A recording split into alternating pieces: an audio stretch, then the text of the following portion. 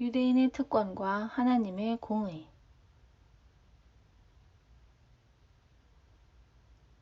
그런즉 유대인의 나음이 무엇이며 할례의 유익이 무엇이뇨.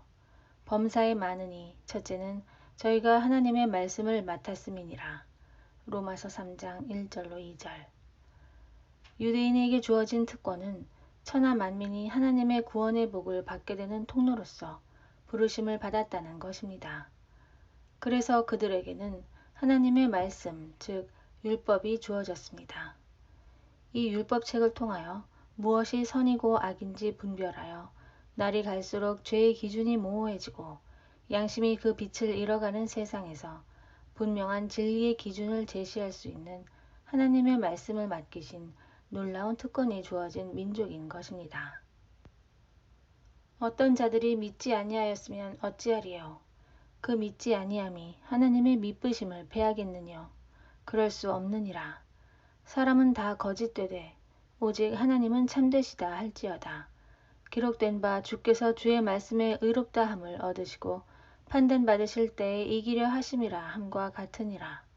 로마서 3장 3절로 4절. 그런데 유대인들은 그 율법의 말씀에 끊임없이 불순종하며 지켜내지 못했고 하나님께서 아브라함에게 약속하신 약속을 헌신짝처럼 버리고 우상을 숭배하였습니다. 하지만 그들이 약속을 어겼다고 해서 하나님께서 약속을 없던 걸로 하시거나 그들을 포기하시지 않으셨습니다. 왜냐하면 하나님께서는 약속하신 것을 반드시 이루시는 신실하신 분이기 때문입니다. 우리를 구원하시고자 하는 하나님의 약속 성취의 의지는 인간의 범죄함 때문에 꺾여지는 그런 나약한 사랑이 아닙니다. 우리가 하나님 앞에 철저히 불순종하여 죄악 가운데 완전히 파산한 자가 되었지만 그럼에도 불구하고 택하신 모든 자들을 반드시 건져내시고야마는 그런 사랑입니다. 그러나 우리 불의가 하나님의 의를 드러나게 하면 무슨 말 하리요. 내가 사람의 말하는 대로 말하노니 진노를 내리시는 하나님이 불의하시냐. 결코 그렇지 아니하니라.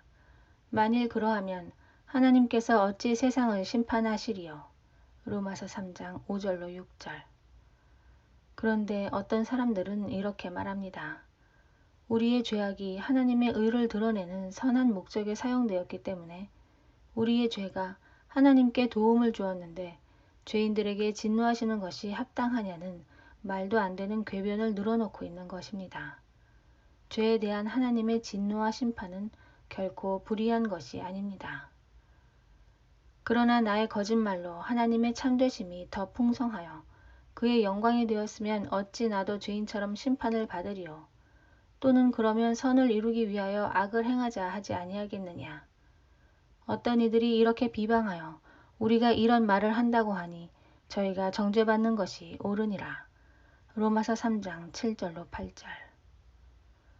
만약 사람들이 죄를 합리화하여 자기들의 죄 때문에 하나님의 의가 더 선명하게 드러났기 때문에 하나님의 일을 기여하였다고 그들이 지은 죄가 정당하다고 주장한다면 온 세상을 심판하시는 하나님께서 도대체 무슨 죄목으로 인간들을 심판할 수 있다는 말입니까?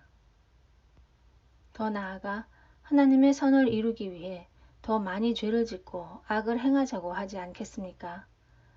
이런 말도 안 되는 궤변으로 사도 바울을 공격하는 자들은 이미 율법의 저주와 정죄 아래 있으며 하나님의 진노가 그들의 머리 위에 여전히 있는 것입니다.